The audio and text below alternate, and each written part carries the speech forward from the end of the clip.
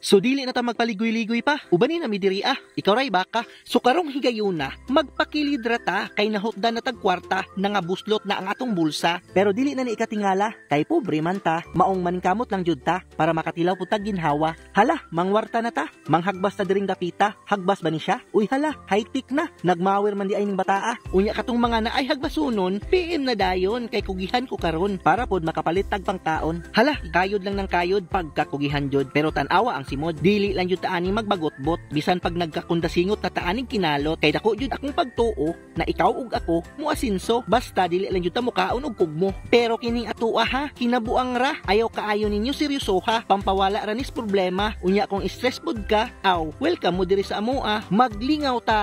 So diha na lang siguro ta kay basig ipanglaay na mo ba, wala baya mi ma-offer sa inyo kundi ang kinabuang ra.